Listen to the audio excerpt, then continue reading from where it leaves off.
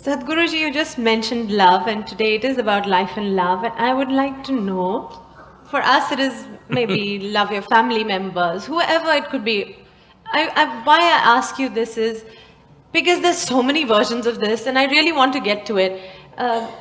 Some teachers, some gurus, some guides will say, you know, you can love, but you must be detached. Oh. You must love, but it cannot be conditional. It should be unconditional. And so there's versions of it. I just want to know. See, So, the simple way of make you keep coming back to me is to give you something that you cannot do. To give you a teaching which you can never do. You must love, but you must be detached. Now you have to keep coming back to me for consultation, endlessly. Sorry. I'm saying throw yourself into your love affair and die into it, something will happen. Something worthwhile will happen if you're willing to die into the process. Not just anything, whether it's your work or your life or your love or whatever, if you do not know how to throw your entire self into it, you will never know the taste of what it is. Love but be detached. Why do you want to love then? Only because you want to include somebody as a part of your life, part of yourself, that's why you love. No, I love but I am detached. This means you have to come back to consultation every day, it's like a psychiatrist's job. Every day you have to come and sit on the couch. You need treatment and there is a fee. So, okay, all right. So you can love and be attached. No, I didn't say that. Okay, I'm coming back for consultation, please. So what did you say? I only said, see, what is this need for love in a human being? You must understand, a human being constantly, a human being is longing to be something more than what they are right now. If this finds a simple, basic physical expression, we call this sexuality. Sexuality means just this, physically you're trying to make something which is not you a part of yourself. For a few moments you may succeed. If you try this mentally, it gets labeled as greed, conquest, or maybe simply shopping. Shopping. Oh. Some people go for conquest with swords and guns, some people go with checkbooks and cash, credit cards. The thing is, you want to include something which is not a part of you as yourself, that is the whole effort. Whether you want money or wealth or you want to occupy a nation, what is it? Something that is not you, you want to make it yours. Yours is an effort to make it a part of yourself. If it happens emotionally, on the emotional level, if you try this, we call this a love affair. You're trying to make somebody who is not a part of you, a part of yourself emotionally. This is a love affair. If you do it consciously, we call this yoga. Yoga means union.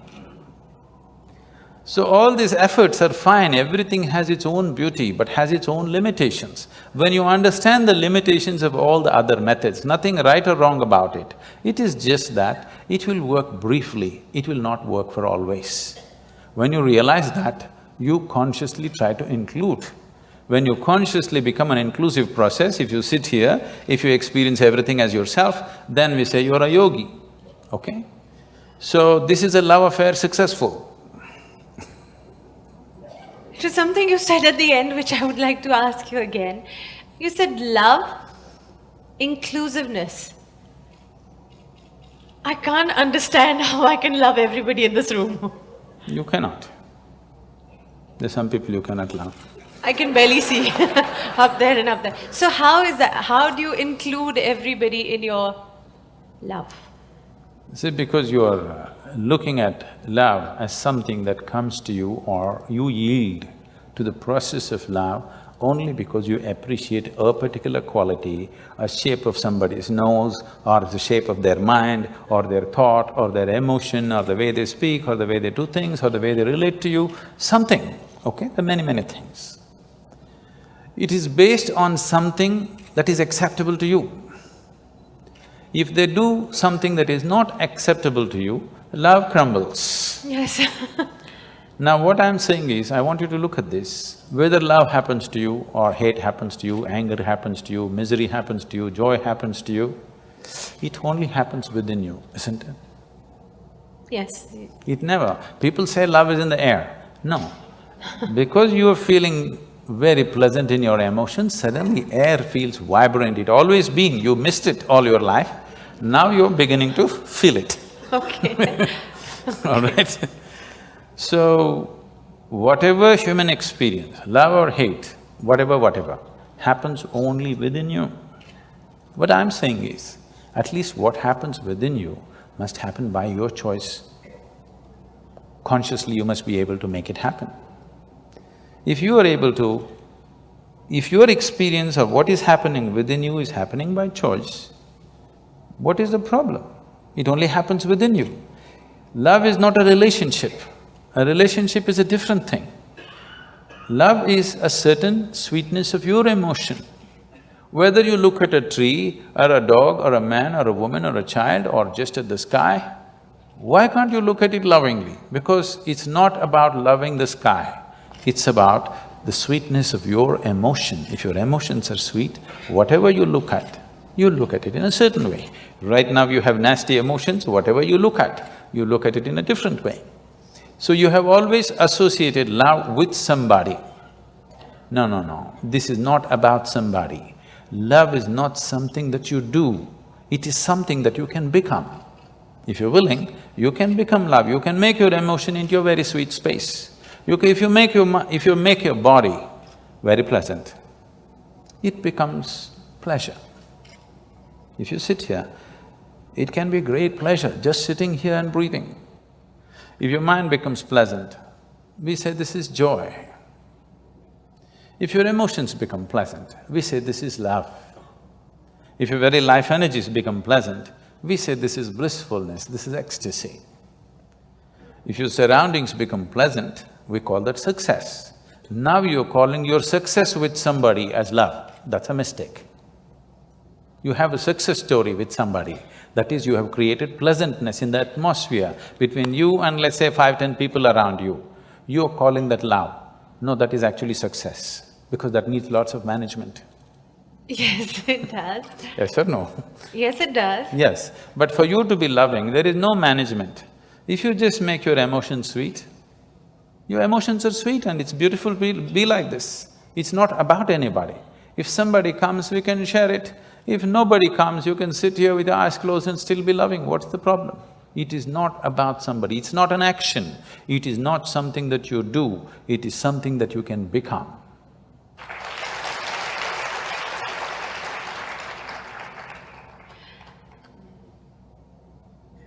It's a lovely, idyllic. It is not idyllic, it is the way it is. I mean, you'd really have to practice this. Why? Because I'm thinking… This is what exactly I'm saying. If it is an action comes to perfection with practice. Only if it's an action. I'm saying love is not an act. Is health an act? Are you acting healthy right now? No. I know you're an actor, but are you acting healthy? No. So health is, because we have done certain things and health is, isn't it? Oh, we've not done certain things, we have we've been given health. No. Oh, we've been given, but if you eat bad, if you live bad, you won't be healthy. We've done certain things to manage our health. Similarly, if you do certain things, you can manage the pleasantness of your mind. If you do certain other things, you can manage the pleasantness of your emotion. If you do certain other things, you can manage the pleasantness of your very life energies. This is things that you can do. Now, what you can do internally, you're trying to manage externally. What can be done here within you, you're trying to manage by creating an atmosphere around you, which is a very difficult thing to do, because outside will never happen 100% the way you want it. To some extent we can manage, we can't do all of it by ourselves because there are many forces involved. Sadhguruji, you said something about health, and you said you do certain things for yourself. Certain things. One, you are given health, and then how you maintain it is you eat well, you exercise, and you remain healthy. Now, to be loving, when maybe in a household, any situation, maybe outside, like you said, outside forces are not pleasant. It doesn't come easily to then just be loving. So what is the practice to become that way, or to train yourself to be that way? I want to remove this idea from your mind. You believe you need to practice. Practice means you're trying to perfect an action, isn't it? To be loving at all times? Yes, that is not an act. No, not an act. No, But to be so I don't want to accepting. go back to the movies, okay? No, to be so accepting, because No, it's not about accepting. Right now, do you want to keep your mind, your thought process, pleasant or nasty? Tell me, what is your choice? ideally pleasant. No, just tell me, pleasant or nasty? You're thinking about it, this is… No, I'm trying to think, should I fox you and say nasty? Say it. Okay, nasty. I'm going to bless you now. No, no, no. Okay, I take back my words. Okay. All right. Any so- human being's choice for themselves is definitely pleasantness, Yes. isn't it? Body, mind, emotion, everything and surroundings, you want it pleasant. Yes. So why is it not pleasant? Surroundings are not pleasant because of many things. Yes.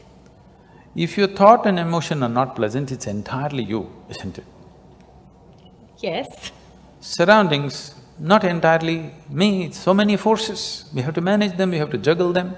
Not always are we successful with everything around us. Different people have different levels of competence to manage the outside. Not all of us have the same, the skill to manage the outside.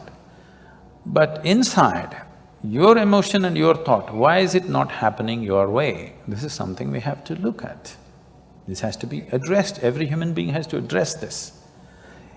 At least your thought and your emotion must happen the way you want. It's like this.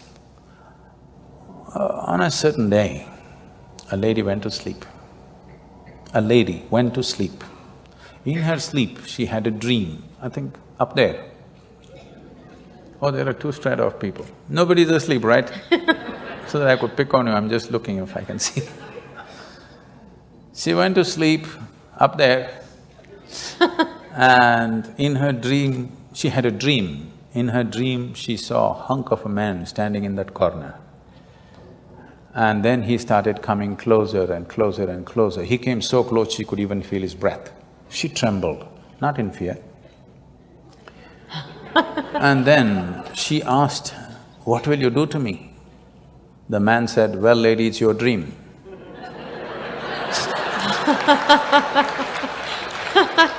I'm saying, what's happening in your mind is your bloody dream.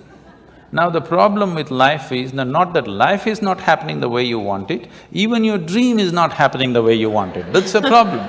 I'm saying at least fix this, at least let the dream happen the way you want it. If you are dreaming the way you want right now, your thought and your emotion would be pleasant, isn't it? Yes, but well… Fixing the world is another thing, that's a different game. That needs lot of skill. This needs just willingness. Why we are continuously talking about joy, blissfulness, love is not because it's a goal by itself, these are not goals by itself. Only when you're pleasant by your own nature, you stop being in pursuit of happiness. You are fine by yourself, you don't have to go anywhere to feel pleasant, you don't have to do anything to feel pleasant. Sitting here, you're feeling very pleasant, now you will look at life the way it is. Otherwise, you're an endless race. Pursuit of your happiness is a lifelong thing, till your deathbed you're pursuing, what does it mean? That means you're a failure. If you're pursuing happiness when you were 5, I can understand. But that was not the fact. When you were 5, you're simply happy by your own nature. When you're 50, you're pursuing your happiness, this is a failed story, isn't it?